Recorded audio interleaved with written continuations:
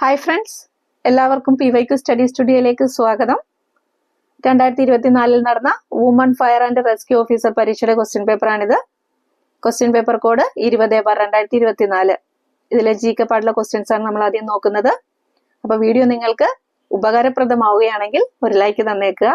ഒപ്പം നിങ്ങളുടെ കൂട്ടുകാർക്കൊക്കെ ഒന്ന് ഷെയർ ചെയ്ത് കൊടുക്കുക. ചാനൽ സബ്സ്ക്രൈബ് ചെയ്യാത്ത ആരെങ്കിലും ഉണ്ടെങ്കിൽ ചാനൽ ഒന്ന് സബ്സ്ക്രൈബ് കൂടെ ചെയ്യുക. ഓക്കെ, നമുക്ക് ഒന്നാമത്തെ ക്വസ്റ്റ്യനിലേക്ക് കടക്കാം. താഴെ പറയുന്നവയിൽ ഇന്ത്യയിലേക്കുള്ള യൂറോപ്യന്മാരുടെ ആഗമനവുമായി ബന്ധപ്പെട്ട ശരിയായ പ്രസ്താവനകൾ ഏതാണ്? 1. കേപ്പ് ഓഫ് ഗുഡ് ഹോപ്പ് വഴി കേരളത്തിലേക്ക് എത്തിച്ചേർന്ന ആദ്യത്തെ യൂറോപ്യൻ ശക്തിയായിരുന്നു പോർച്ചുഗീസുകാർ. 2. 1741 കുളച്ചൽ യുദ്ധത്തിൽ ഡച്ചുകാർക്കേറ്റ പരാജയം ഇന്ത്യയുടെ തെക്ക് പടിഞ്ഞാറ് ഭാഗത്ത് അവരുടെ ശക്തി ക്ഷയിക്കുന്നതിന് കാരണമായി. 3. ഇന്ത്യയുടെ ഏതെങ്കിലും ഭാഗങ്ങളുമായി മറ്റു കപ്പലുകൾ വ്യാപാരം നടത്തുന്നത് തടയുന്നതിന് വേണ്ടി ബ്രിട്ടീഷുകാർ നടപ്പിലാക്കിയ വ്യവസ്ഥയാണ് കാർട്ടസ്. അപ്പൊ യൂറോപ്യന്മാരുടെ ആഗമനവുമായി ബന്ധപ്പെട്ട ശരിയായ പ്രസ്താവനകൾ ഇതില് 1ഉം 2ഉം പ്രസ്താവനകളാണ്. മൂന്നാമത്തെ പ്രസ്താവന തെറ്റാണ്. ബ്രിട്ടീഷുകാരല്ല, പോർച്ചുഗീസുകാർ നടപ്പിലാക്കിയ വ്യവസ്ഥയാണ് കാർട്ടസ് എന്ന് പറയുന്നത്. കടൽ മാർഗം ഇന്ത്യയിലെത്തിയ ആദ്യ യൂറോപ്യൻ ശക്തിയായിരുന്നു പോർച്ചുഗീസുകാര്. പറങ്കികൾ എന്നറിയപ്പെടുന്ന ആരാണ്? പോർച്ചുഗീസുകാരാണ്. മലബാർ തീരത്ത് അറബികൾക്കുണ്ടായിരുന്ന വ്യാപാര കുത്തക അവസാനിപ്പിച്ച യൂറോപ്യൻ ശക്തി പോർച്ചുഗീസുകാരാണ്. മലബാർ തീരത്ത് അറബികൾക്കുണ്ടായിരുന്ന വ്യാപാര കുത്തക അവസാനിപ്പിച്ച ആരാണ്? യൂറോപ്യൻ ശക്തിയായ പോർച്ചുഗീസുകാര്.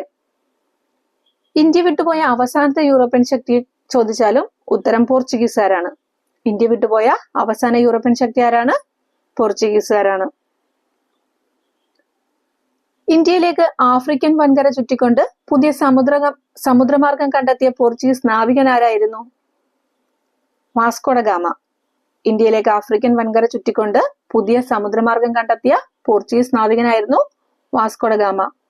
വാസ്കോ ഡ ഗാമ ഇന്ത്യയിലെത്തിയത് 1498 മെയ് 20.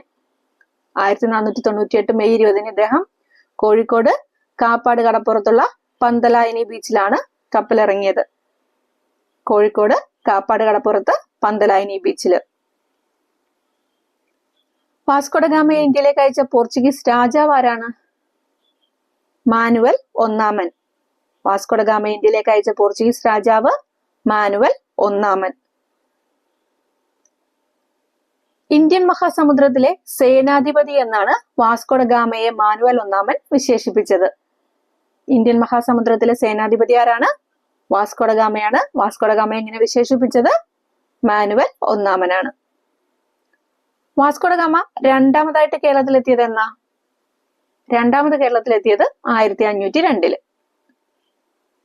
വാസ്കോ ഡ ഗാമ അവസാനമായും മൂന്നാമതായിട്ടും കേരളത്തിലെത്തിയത് 1524 അദ്ദേഹം പോർച്ചുഗീസ് വൈസ്രോയി ആയിട്ടാണ് 1524 കേരളത്തിലെത്തുന്നത്.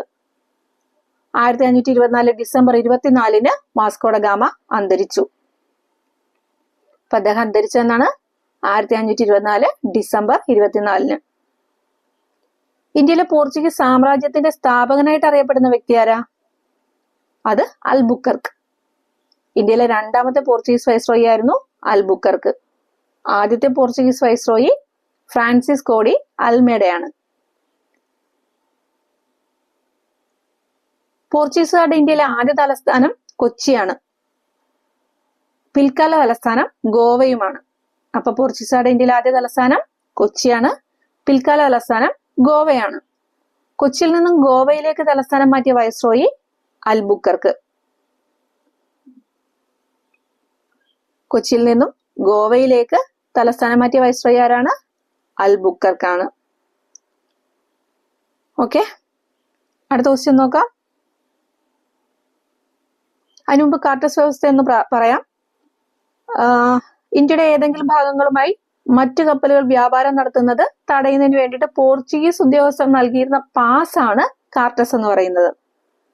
കാർട്ടസ് എന്താണ്? ഇന്ത്യയുടെ ഏതെങ്കിലും ഭാഗങ്ങളുമായിട്ട് മറ്റു കപ്പലുകൾ വ്യാപാരം നടത്തുന്നത് തടയുന്നതിന് വേണ്ടിയിട്ട് പോർച്ചുഗീസ് ഉദ്യോഗസ്ഥർ നൽകിയിരുന്ന പാസ്സാണ് കാർട്ടസ്.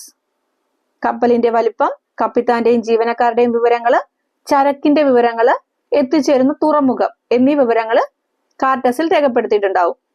കപ്പലിന്റെ വലിപ്പം, കപ്പിത്താന്റെയും ജീവനക്കാരുടെയും വിവരങ്ങള്, ചരക്കിന്റെ വിവരങ്ങള്, എത്തിച്ചേരുന്ന തുറമുഖം, ഈ വിവരങ്ങളൊക്കെ എവിടെ ഉണ്ടാവും? കാർട്ടസിൽ രേഖപ്പെടുത്തിയേക്കും. ഈ കാർട്ടസ് വാങ്ങാത്ത കപ്പലുകള് കണ്ടുകെട്ടി ജീവനക്കാരെ കൊല്ലുകയോ അടിമകളാക്കുകയാണ് ചെയ്തിരുന്നത്. ഓക്കെ, രണ്ടാമത്തെ ക്വസ്റ്റ്യൻ നോക്കാം. താഴെ പറയുന്ന സംഭവങ്ങളെ കാലഗണന പ്രകാരം ക്രമീകരിക്കുക. 1 വൈക്കം സത്യാഗ്രഹം, 2 ചാന്നാർ ലഹള, 3 പാലിയൻ സത്യാഗ്രഹം, 4 ക്ഷേത്രപ്രവേശന വിളംബരം. നമുക്കിന്റെ വർഷമൊക്കെ ഒന്ന് നോക്കാം. വൈക്കം സത്യാഗ്രഹം ആരംഭിച്ചത് 1924 മാർച്ച് 30-നാണ്. ചാന്നാർ ലഹള വർഷം 1859 പാലിയം സത്യാഗ്രഹം 1947. ക്ഷേത്രപ്രവേശന വിളംബരം 1936. ഓക്കെ, അപ്പൊ എങ്ങനെ വരും? ആദ്യം ചാന്നാർ ലഹളയാണ് വരുന്നത്, 1859. 2, പിന്നെയോ വൈക്കം സത്യാഗ്രഹം 1, ക്ഷേത്രപ്രവേശന വിളംബരം 3, പാലിയ സത്യാഗ്രഹം, ക്ഷേത്രപ്രവേശന വിളംബരം 4, പാലിയ സത്യാഗ്രഹം 3. 2, 1, 4, 3. Option B, 2, 1, 4, 3. എന്താണ് ചാന്നാർ ലഹള? ചാന്നാർ സമുദായത്തിലെ സ്ത്രീകൾക്ക് മാറുമറയ്ക്കാനുള്ള അവകാശത്തിനായിട്ട് 1859 തിരുവിതാംകൂറിൽ നടന്ന സമരമാണ് ചാന്നാർ ലഹള. മേൽമുണ്ട് സമരം എന്നും മാറുമറയ്ക്കൽ സമരം എന്നൊക്കെ അറിയപ്പെടുന്നത് ചാന്നാർ ലഹളയാണ്. മേൽമുണ്ട് സമരത്തിന് ആദ്യകാലത്ത് നേതൃത്വം നൽകിയ വ്യക്തിയാണ് വൈകുണ്ഠ സ്വാമികള്. 1822 കാലഘട്ടത്തില് മേൽമുണ്ട് സമരത്തിന് വൈകുണ്ഠ സ്വാമികളാണ് നേതൃത്വം നൽകുന്നത്. 1859 ജൂലൈ 26-നാണ് ചാന്നാർ സ്ത്രീകൾക്ക് മാറുമറയ്ക്കാനുള്ള അനുവാദം ഉത്രം തിരുനാൾ മാർത്താണ്ഡവർമ്മ നൽകുന്നത്. അപ്പം ചാന്നാർ സ്ത്രീകൾക്ക് മാറുമറയ്ക്കാനുള്ള അനുവാദം നൽകിയ ഭരണാധികാരി ചോദിച്ചാൽ ഉത്രം തിരുനാൾ മാർത്താണ്ഡവർമ്മയാണ്. 1859 ജൂലൈ 26-ന്. അടുത്ത് നമുക്ക് വൈക്കം സത്യാഗ്രഹം എന്ന് ഓടിച്ചു പറയാം. അയിത്തത്തിനെതിരെ ഇന്ത്യയിൽ നടന്ന ആദ്യ ആസൂത്രിത സമരമാണ് വൈക്കം സത്യാഗ്രഹം. അയിത്തത്തിനെതിരെ ഇന്ത്യയിൽ നടന്ന ആദ്യ ആസൂത്രിത സമരം 1924 മാർച്ച് 30-നാണ് ആരംഭിച്ചത്. 1925 നവംബർ 23-ന് അവസാനിച്ചു. കാലയളവ് 603 ദിവസമാണ്. വൈക്കം മഹാദേവ ക്ഷേത്രത്തിന്റെ സമീപത്തുള്ള റോഡുകളിൽ അവർണ ഹിന്ദുക്കൾക്ക് പ്രവേശനം ഇല്ലാതിരുന്നതാണ് സത്യാഗ്രഹത്തിന് കാരണം. വൈക്കം മഹാദേവ ക്ഷേത്രത്തിന്റെ സമീപത്തുള്ള റോഡുകളില് അവർണ ഹിന്ദുക്കൾക്ക് പ്രവേശനം ഇല്ലാതിരുന്നതായിരുന്നു വൈക്കം സത്യാഗ്രഹത്തിന്റെ കാരണം. സത്യാഗ്രഹം സംഘടിപ്പിക്കുന്നതിന് മുൻകൈയെടുത്ത നേതാക്കള് TK മാധവനും KP കേശവമേനോനുമാണ്. വൈക്കം സത്യാഗ്രഹത്തിന് നേതൃത്വം കൊടുത്ത നേതാക്കൾ ആരൊക്കെയാണ്? TK മാധവനും KP കേശവമേനോനും. സത്യാഗ്രഹത്തിന് പിന്തുണ പ്രഖ്യാപിച്ചുകൊണ്ട് പഞ്ചാബിൽ നിന്ന് വന്ന സംഘടനയായിരുന്നു അകാലികൾ. പഞ്ചാബിൽ നിന്ന് വന്ന സംഘടന അകാലികൾ. ഈ അകാലികളുടെ നേതാക്കളായിരുന്നു ലാലാ ലാൽ സിംഗും കൃപാൽ സിംഗും. അകാലികളുടെ നേതാക്കൾ ആരൊക്കെയാണ്? ലാലാ ലാൽ സിംഗും കൃപാൽ സിംഗും.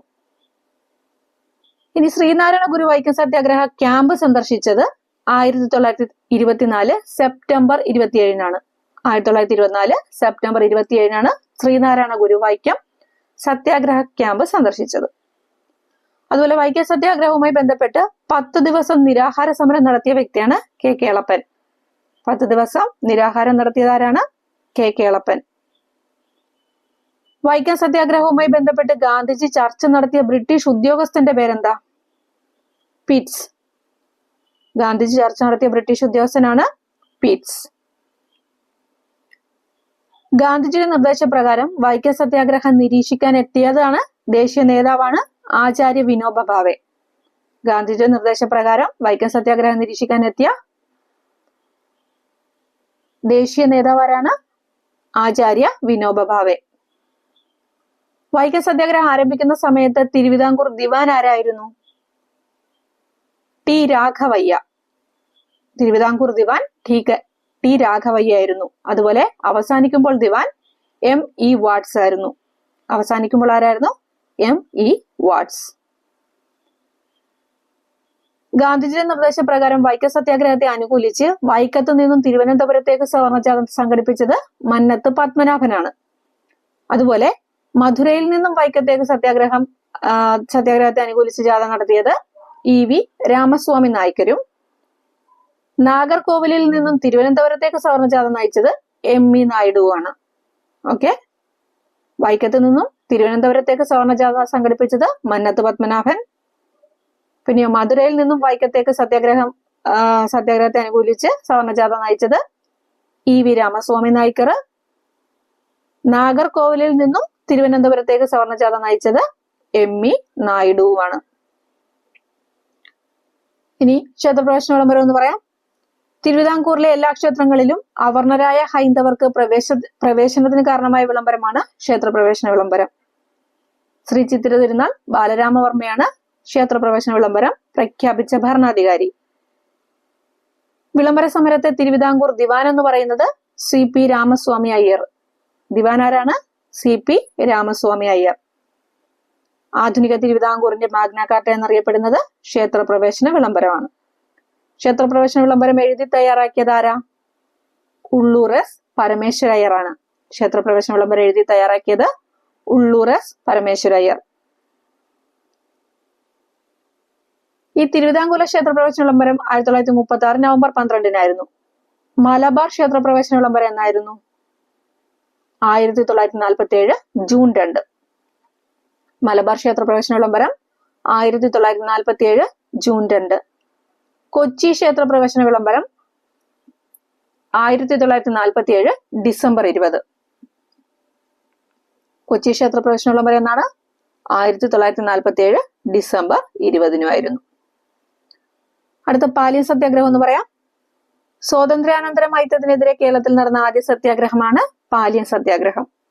സ്വാതന്ത്ര്യത്തിന് ശേഷം സ്വാതന്ത്ര്യാനന്തരം അയിത്തത്തിനെതിരെ കേരളത്തിൽ നടന്ന ആദ്യ സത്യാഗ്രഹമാണ് പാലിയം സത്യാഗ്രഹം.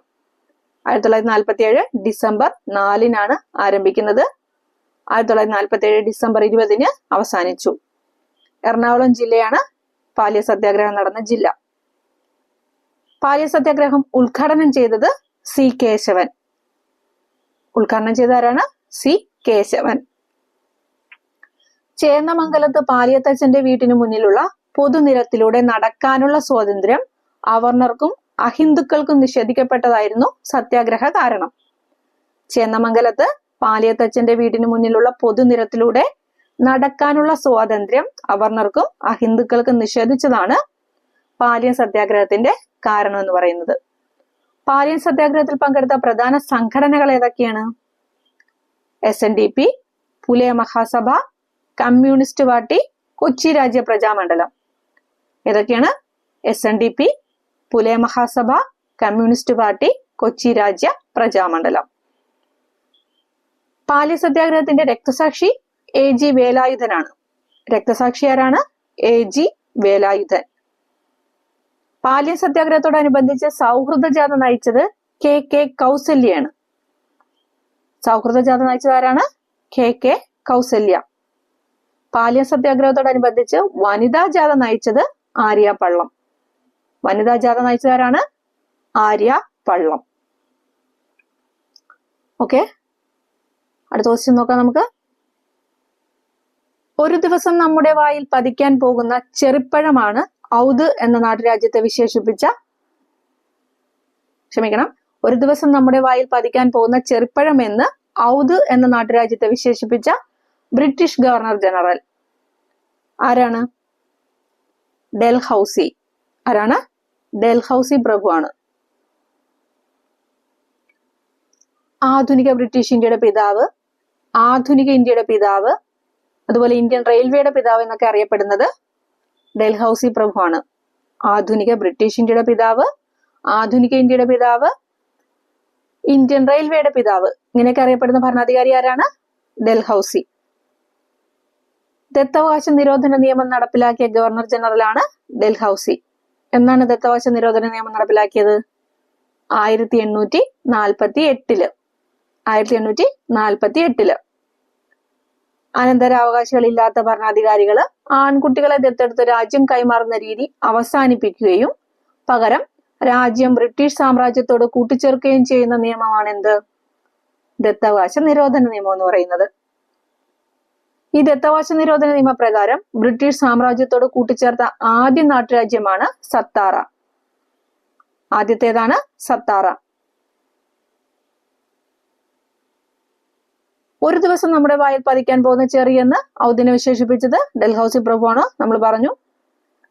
ഈ ദത്തവകാശ നിരോധന നിയമവുമായി ബന്ധപ്പെട്ട കലാപത്തില് ഏറ്റവും കൂടുതൽ ആളുകൾ കൊല്ലപ്പെട്ട നാട്ടുരാജ്യവും ഔദാണ്. ഇതുമായി ബന്ധപ്പെട്ടുണ്ടായ കലാപത്തില് ഏറ്റവും കൂടുതൽ ആളുകൾ കൊല്ലപ്പെട്ട നാട്ടുരാജ്യം ഏതാണ്? ഔധ്. ബംഗാൾ സൈന്യത്തിന്റെ നഴ്സറി എന്നറിയപ്പെടുന്നതാണ് ഔധ്. ബംഗാൾ സൈന്യത്തിന്റെ നഴ്സറി ഏതാണ്? ഔധാണ്. ഈ ദത്തവകാശ നിരോധന നിയമത്തിലൂടെ കൂട്ടിച്ചേർക്കപ്പെട്ട മറ്റ് നാട്ടുരാജ്യങ്ങളാണ് സാമ്പൽപൂർ, സത്താറ, ഉദയ്പൂർ, ഝാൻസി, നാഗ്പൂർ, ജയ്പൂർ. ഇതൊക്കെ ദത്തവകാശ നിരോധന നിയമത്തിലൂടെ ബ്രിട്ടീഷ് സാമ്രാജ്യത്തോട് കൂട്ടിച്ചേർക്കപ്പെട്ട മറ്റ് നാട്ടുരാജ്യങ്ങളാണ്. ഓക്കെ, അടുത്ത ക്വസ്റ്റ്യനിലോട്ട് പോവാം. താഴെ പറയുന്നവരിൽ ഇന്ത്യൻ നാഷണൽ കോൺഗ്രസിലെ മിതവാദികൾ എന്ന വിഭാഗത്തിൽ ഉൾപ്പെടുന്ന നേതാവാര്? മിതവാദികൾ എന്ന വിഭാഗത്തിൽ ഉൾപ്പെടുന്ന നേതാവാണ് ആര്? ഇതില് ഗോപാലകൃഷ്ണ ഗോഖലെ. ഗോപാലകൃഷ്ണ ഗോഖലെ. ആദ്യകാലത്ത് കോൺഗ്രസിൽ രൂപം കണ്ട രണ്ട് വിഭാഗങ്ങളാണ് ഇതൊക്കെ, മിതവാദികളും തീവ്ര ദേശീയവാദികളും എന്ന് പറയുന്നത്. ഈ മിതവാദി ഗ്രൂപ്പിലെ പ്രമുഖ നേതാക്കളായിരുന്നു ദാദാഭായ് നവറോജി, ഫിറോസ് ഷാ മേത്ത, ബദറുദ്ദീൻ തയ്യാബ്ജി, WC ബാനർജി, ഗോപാലകൃഷ്ണ ഗോഖലെ, MG റാനഡെ, സുരേന്ദ്രനാഥ ബാനർജി. ഇതിൽ മിതവാദികളുടെ നേതാവ് ഗോപാലകൃഷ്ണ ഗോഖലെയാണ്. മിതവാദി ഗ്രൂപ്പിലെ അംഗങ്ങളെ ഒന്നുകൂടെ പറയാം. Dadabhai Naoroji, Firoz Shah Mehta, Badaruddin തയ്യാബ്ജി, WC Banerjee, Gopalakrishna Gokhale, MG Ranade, Surendranath Banerjee. അതില് നേതാവ് ഗോപാലകൃഷ്ണ ഗോഖലെയുമാണ്. തീവ്ര ദേശീയവാദി വിഭാഗത്തിലെ പ്രധാന നേതാക്കളായിരുന്നു ലാലാ ലജ്പത് റായ്, ബിപിൻ ചന്ദ്രപാൽ, ബാലഗംഗാധര തിലക്, അരവിന്ദ ഘോഷ് എന്നിവര്. ആരൊക്കെയാണ്? ലാലാ ലജ്പത് റായ്, ബിപിൻ ചന്ദ്രപാൽ, ബാലഗംഗാധര തിലക്, അരവിന്ദ ഘോഷ്. തീവ്രവാദികളുടെ നേതാവ് ബാലഗംഗാധര തിലകുമായിരുന്നു. ലാൽ പാൽ ബാൽ എന്നറിയപ്പെടുന്നത് ലാലാ ലജ്പത് റായി, ബിപിൻ ചന്ദ്രപാൽ, ബാലഗംഗാധര തിലക് എന്നിവരാണ്. ഈ കോൺഗ്രസിലെ മിതവാദികളും തീവ്രവാദികളും വേർപിരിഞ്ഞ സമ്മേളനം ഏതായിരുന്നു? സൂററ്റ് സമ്മേളനമായിരുന്നു. 1907 സൂററ്റ് സമ്മേളനത്തിൽ വെച്ചിട്ടാണ് കോൺഗ്രസിലെ മിതവാദികളും തീവ്രവാദികളും വേർപിരിഞ്ഞത്. സൂററ്റ് വിഭജനം എന്ന് പറയും. ഈ സൂററ്റ് സമ്മേളനത്തിന്റെ അധ്യക്ഷൻ റാഷ് ബിഹാരി ഘോഷ് ആയിരുന്നു. സൂററ്റ് സമ്മേളനത്തില് INCയുടെ അധ്യക്ഷൻ ആരായിരുന്നു? റാഷ് ബിഹാരി ഘോഷ്. അടുത്ത ക്വസ്റ്റ്യൻ നോക്കാം. രണ്ടാം ലോക മഹായുദ്ധത്തിൽ ജർമ്മനിയുടെ സോവിയറ്റ് ആക്രമണത്തിന് നൽകപ്പെട്ട രഹസ്യനാമം. രണ്ടാം ലോക മഹായുദ്ധത്തിൽ ജർമ്മനിയുടെ സോവിയറ്റ് ആക്രമണത്തിന് നൽകപ്പെട്ട രഹസ്യനാമമാണ് ഓപ്പറേഷൻ ബാർബറോസ. Operation Barbarossa. രണ്ടാം ലോക മഹായുദ്ധത്തിന്റെ കാലഘട്ടം ഏതായിരുന്നു? 1939 മുതൽ 1945 വരെ. 1939 മുതൽ 1945 വരെ. രണ്ടാം ലോക മഹായുദ്ധവുമായി ബന്ധപ്പെട്ട് രൂപം കൊണ്ട അച്ചുതണ്ട് ശക്തികൾ ഏതൊക്കെയാണ്? Germany, Italy, Japan. അച്ചുതണ്ട് സഖ്യത്തിൽ ഉൾപ്പെടുന്നത് ജർമ്മനി, ഇറ്റലി, ജപ്പാൻ. അതുപോലെ ഇതിന് ബദലായിട്ട് ഫാഷിസ്റ്റ് വിരുദ്ധ സഖ്യം എന്ന നിലയിൽ രൂപം കൊണ്ടതാണ് സഖ്യശക്തികൾ. സഖ്യശക്തികൾ ഉൾപ്പെട്ട രാജ്യങ്ങളായിരുന്നു ബ്രിട്ടൻ, ഫ്രാൻസ്, ചൈന. സഖ്യശക്തികളിൽ ആരൊക്കെയാണ്? Britain, France, China. പിന്നീട് സോവിയറ്റ് യൂണിയനും അമേരിക്കയും ഈ സഖ്യശക്തികളിൽ ചേർന്നിട്ടുണ്ട്. ഓക്കെ, പിന്നീട് ചേർന്ന ആരൊക്കെയാണ്? സോവിയറ്റ് യൂണിയനും അമേരിക്കയും.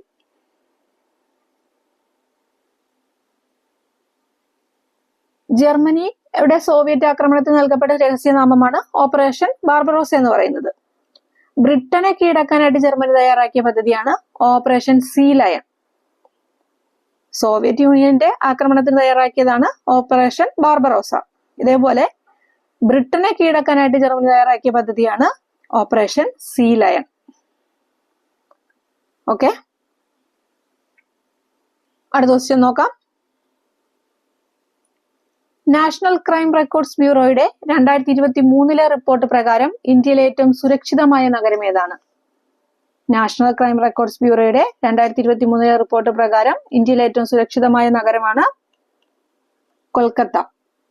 ഏതാണ്? Kolkata. Global fire power index പ്രകാരം 2023 ലോകത്തിലെ ഏറ്റവും സൈനിക ശക്തിയുള്ള രാജ്യം ഏതാ? അമേരിക്കയാണ്. ഗ്ലോബൽ ഫയർ പവർ ഇൻഡെക്സ് 2003 പ്രകാരം ലോകത്തിലെ ഏറ്റവും സൈനിക ശക്തിയുള്ള രാജ്യമാണ് അമേരിക്ക. ഇതിൽ ഇന്ത്യയുടെ സ്ഥാനം എന്ന് പറയുന്നത് 4. അതേപോലെ ഗ്ലോബൽ ഇന്നൊവേഷൻ ഇൻഡെക്സ് 2023 1-ാം സ്ഥാനം നേടിയ രാജ്യമാണ് സ്വിറ്റ്സർലാൻഡ്. ഗ്ലോബൽ ഇന്നൊവേഷൻ ഇൻഡെക്സിൽ 2023 1-ാം സ്ഥാനം നേടിയ രാജ്യം ഏതാണ്? സ്വിറ്റ്സർലാൻഡ്. അവിടെ ഇന്ത്യയുടെ സ്ഥാനം 40. 2023 ഗ്ലോബൽ ഹങ്കർ ഇൻഡെക്സ് ആഗോള വിശപ്പ് സൂചികയിൽ 1-ാം റാങ്കിലുള്ള രാജ്യം ഏതാ? ബെലാറസ്. 2023 ഗ്ലോബൽ ഹങ്കർ ഇൻഡെക്സിൽ 1-ാം റാങ്കിലുള്ള രാജ്യമാണ് ബെലാറസ്. ഇന്ത്യയുടെ സ്ഥാനം 111. 2023 ടൈം ഔട്ട് പുറത്തുവിട്ട റിപ്പോർട്ട് പ്രകാരം ഏറ്റവും മികച്ച പൊതുഗതാഗതമുള്ള നഗരങ്ങളുടെ പട്ടികയിൽ ഇടം നേടിയിട്ടുള്ള ഇന്ത്യൻ നഗരമാണ് മുംബൈ. ടൈം ഔട്ട് പുറത്തുവിട്ട റിപ്പോർട്ട് പ്രകാരം ഏറ്റവും മികച്ച പൊതുഗതാഗതമുള്ള നഗരങ്ങളുടെ പട്ടികയിൽ ഇടം നേടിയിട്ടുള്ള ഇന്ത്യൻ നഗരം ഏതാണ്? മുംബൈ. ഇതിൽ മുംബൈയുടെ സ്ഥാനം 19. 1-ാം സ്ഥാനം നേടിയത് ബെർലിൻ ആണ്. മുംബൈയുടെ സ്ഥാനം എത്രയായിരുന്നു? 19. 1-ാം സ്ഥാനം ബെർലിനുമായിരുന്നു. ഓക്കെ, 7ാമത്തെ ക്വസ്റ്റ്യൻ നോക്കാം.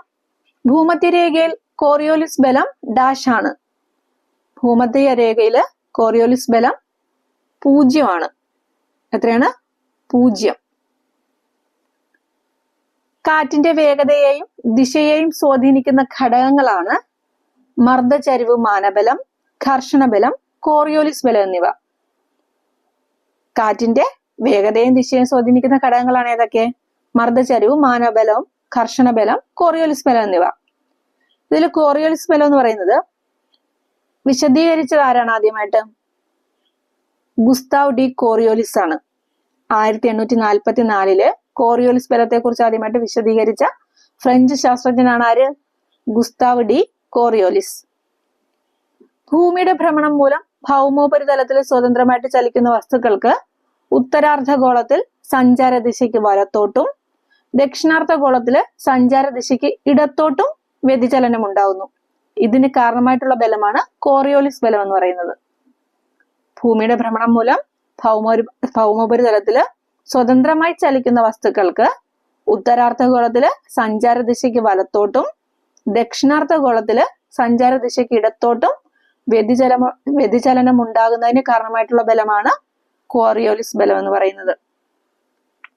ഈ കോറിയോലിസ് ബലത്തിന്റെ പ്രഭാവത്തിൽ ഉത്തരാർദ്ധഗോളത്തിൽ കാറ്റുകൾ സഞ്ചാര ദിശയ്ക്ക് വലത്തോട്ടും ദക്ഷിണാർദ്ധഗോളത്തിലെ സഞ്ചാര ദിശയ്ക്ക് ഇടത്തോട്ടും വ്യതിചലിക്കുമെന്ന് പ്രതിപാദിക്കുന്ന നിയമം ഏതെന്ന് ചോദിച്ചാൽ അത് ഫെറൽ നിയമം.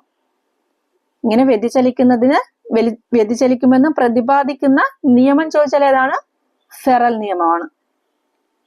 ഈ കോറിയോലിസ് ബലം ഏറ്റവും കൂടുതൽ അനുഭവപ്പെടുന്ന പ്രദേശം ധ്രുവപ്രദേശം.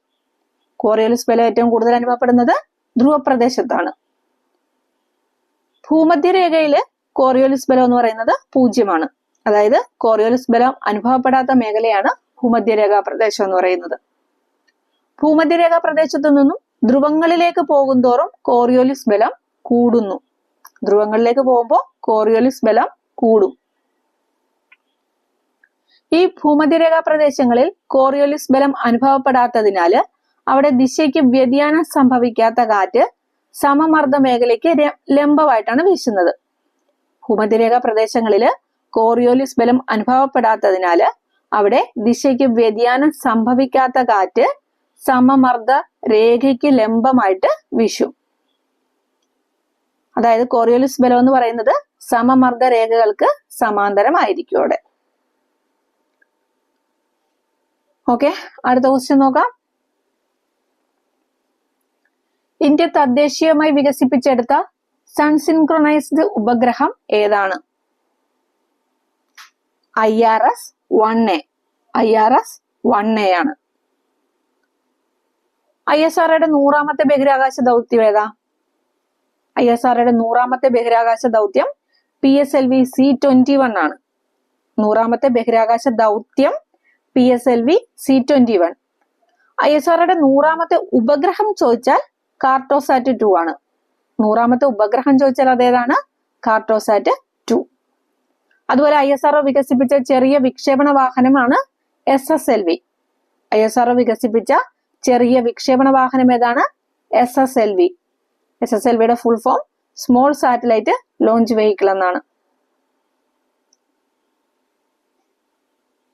2024 ഫെബ്രുവരി 17 ISRO വിക്ഷേപിച്ച കാലാവസ്ഥ ഉപഗ്രഹം ഏതാ? 2024 ഫെബ്രുവരി 17 ISRO വിക്ഷേപിച്ച കാലാവസ്ഥ ഉപഗ്രഹമാണ് GSLV F-14 അഥവാ ഇൻസാറ്റ് 3DS. GSLV F-14 അഥവാ ഇൻസാറ്റ് 3DS എന്ന് പറയുന്നത്. 2024 ജനുവരി 1 ISRO വിക്ഷേപിച്ചത് ഏതാണ്? PSLV C-58 ആണ്. ജനുവരിയിലെ 2024 ജനുവരി 1 അതായത് 2024 ISROയുടെ ആദ്യ ദൗത്യം PSLV C-58 അഥവാ എക്സ്പോസാറ്റ് എന്ന് പറയും. ഏതാണ്? എക്സ്പോസാറ്റ്. ജ്യോതിശാസ്ത്രത്തിലെ നൂതന ശാസ്ത്രീയ അവബോധം ലക്ഷ്യമിട്ടുള്ള ISROയുടെ ദൗത്യമാണേത്? ഈ എക്സ്പോസാറ്റ്. ബ്രിട്ടീഷ് കമ്പനിയായ വൺവെബിന് വേണ്ടിയുള്ള ISROയുടെ 2ാമത്തെ വാണിജ്യ ദൗത്യം ഏതാ? അത് വൺവെബ് ഇന്ത്യ 2 ആണ്. ബ്രിട്ടീഷ് കമ്പനിയായ വൺവെബിന് വേണ്ടിയിട്ടുള്ള ISROയുടെ 2ാമത്തെ വാണിജ്യ ദൗത്യമാണ് വൺവെബ് ഇന്ത്യ 2 എന്ന് പറയുന്നത്. OneWeb India 2 വിക്ഷേപിച്ചത് 2023 March 26 2023 March 26. 2023 മെയ്യിൽ ISRO വിക്ഷേപിക്കുന്ന 2ാം തലമുറ ഗതിനിർണയ ഉപഗ്രഹം ഏതാ? 2023 മെയ്യിൽ ISRO വിക്ഷേപിച്ച 2ാം തലമുറ ഗതിനിർണയ ഉപഗ്രഹമാണ് NVS-01. NVS-01. NVS-01ന്റെ വിക്ഷേപണ വാഹനം GSLV F-12. GSLV F-12. Okay. India തദ്ദേശീയമായിട്ട് വികസിപ്പിച്ച മൾട്ടി ബാരൽ റോക്കറ്റ് ലോഞ്ചർ ആണ് പിനാക. ഇന്ത്യ തദ്ദേശീയമായിട്ട് വികസിപ്പിച്ച മൾട്ടി ബാരൽ റോക്കറ്റ് ലോഞ്ചർ ഏതാണ്? പിനാക. അതുപോലെ ശുക്രന്റെ രഹസ്യങ്ങൾ തേടിയുള്ള ISROയുടെ സ്വപ്ന പദ്ധതിയായ ശുക്രയാൻ 1 വിക്ഷേപിക്കുന്ന വർഷം എന്ന് പറയുന്നത് 2031 ആണ്. ശുക്രയാൻ 1 വിക്ഷേപിക്കുന്ന വർഷം ഏതാണ്? 2031. അടുത്ത ക്വസ്റ്റ്യൻ നോക്കാം. തന്നിരിക്കുന്നവയിൽ വേമ്പനാട്ട് കായലിൽ പതിക്കാത്ത നദി ഏത്?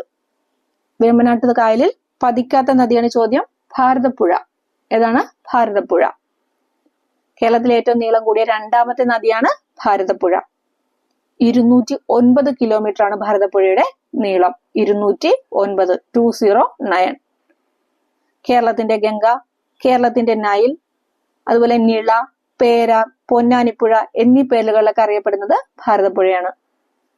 കേരളത്തിന്റെ ഗംഗ, കേരളത്തിന്റെ നൈല്, പൊന്നാനിപ്പുഴ, നിള, പേരാർ എന്നീ പേരുകൾ അറിയപ്പെടുന്ന ആരാണ്? ഭാരതപ്പുഴ. തമിഴ്നാട്ടിലെ പശ്ചിമഘട്ടത്തിന്റെ ഭാഗമായിട്ടുള്ള ആനമലയിലെ പോത്തന്നൂരിൽ നിന്നാണ് ഭാരതപ്പുഴ ഉത്ഭവിക്കുന്നത്. തമിഴ്നാട്ടിലെ പശ്ചിമഘട്ടത്തിന്റെ ഭാഗമായിട്ടുള്ള ആനമലയിലെ പോത്തന്നൂരിൽ നിന്ന്. ചിറ്റൂരിലെ ഭാരതപ്പുഴ ശോകനാശിനി പുഴ എന്ന പേരിലാണ് അറിയപ്പെടുന്നത്. ഈ ശോകനാശിനി പുഴ എന്ന് വിശേഷിപ്പിച്ചത് തുഞ്ചത്ത് എഴുത്തച്ഛനാണ്. ഭാരതപ്പുഴയെ ശോകനാശിനി പുഴ എന്ന് വിശേഷിപ്പിച്ച ആരാണ്? തുഞ്ചത്ത് എഴുത്തച്ഛൻ. പാലക്കാട്, തൃശൂർ, മലപ്പുറം ജില്ലകളിലൂടെയാണ് ഭാരതപ്പുഴ ഒഴുകുന്നത്. ഏതൊക്കെ ജില്ലയാണ്? പാലക്കാട്, തൃശൂർ, മലപ്പുറം. കേരളത്തിൽ ഏറ്റവും കൂടുതൽ ജലസേചന പദ്ധതികൾ നിർമ്മിച്ചിരിക്കുന്ന ഏത് നദിയിലാണ്? ഭാരതപ്പുഴയിലാണ്. ഏറ്റവും കൂടുതൽ ജലസേചന പദ്ധതികൾ ഉള്ള നദിയാണ് ഏത്? ഭാരതപ്പുഴ എന്ന് പറയുന്നത്. ഓക്കെ, അടുത്ത ക്വസ്റ്റ്യൻ നോക്കാം. ഭൂവൽക്കത്തിലെ ഫലകങ്ങളുടെ ചലനത്തിന് കാരണമാകുന്ന പ്രധാന ബലം ഏത്? ഭൂവൽക്കത്തിലെ ഫലകങ്ങളുടെ ചലനത്തിന് കാരണമാകുന്ന പ്രധാന ബലം ഭൂമിയുടെ ഉൾഭാഗത്ത് നിന്നുള്ള സംവഹന പ്രവാഹമാണ്. ഭൂമിയുടെ ഉൾഭാഗത്ത് നിന്നുള്ള സംവഹന പ്രവാഹം. ഈ സംവഹന പ്രവാഹ സിദ്ധാന്തം ആവിഷ്കരിച്ച ആരാ? സംവഹന പ്രവാഹ സിദ്ധാന്തം ആവിഷ്കരിച്ചത് ആർതർ ഹോംസ് ആണ്. സംവഹന പ്രവാഹ സിദ്ധാന്തം ആവിഷ്കരിച്ച ആരാണ്? Arthur Holmes. മാന്റിലിലെ സംവഹന പ്രവാഹങ്ങളാണ് വൻകരകളുടെ ചലനത്തിന് കാരണമെന്ന് വാദിച്ചത് ഈ ആർതർ ഹോംസ് ആണ്. മാന്റിലിലെ സംവഹന പ്രവാഹങ്ങളാണ് വൻകരകളുടെ ചലനത്തിന് കാരണമെന്ന് വാദിച്ച ആരാണ്? Arthur Holmes. അണുവികിരണ ശേഷിയുള്ള മൂലകങ്ങളുടെ സാന്നിധ്യം മൂലം മാന്റിലിൽ ഉണ്ടാകുന്ന താപ വ്യതിയാനമാണ് സംവഹന പ്രവാഹങ്ങൾക്ക് കാരണം. സംവഹന പ്രവാഹങ്ങൾക്ക് കാരണം എന്താണ്? അണുവികിരണ ശേഷിയുള്ള മൂലകങ്ങളുടെ സാന്നിധ്യം മൂലം മാന്റിലിൽ ഉണ്ടാകുന്ന താപ വ്യതിയാനമാണ് സംവഹന പ്രവാഹങ്ങൾക്ക് കാരണമെന്ന് പറയുന്നത്. അപ്പൊ ഓക്കെ ഫ്രണ്ട്സ്, ഇന്ന് ഇത്രയും മതി. ബാക്കി അടുത്ത വീഡിയോയിലൂടെ ചെയ്യാം. Thank you friends. Thank you for watching. Bye.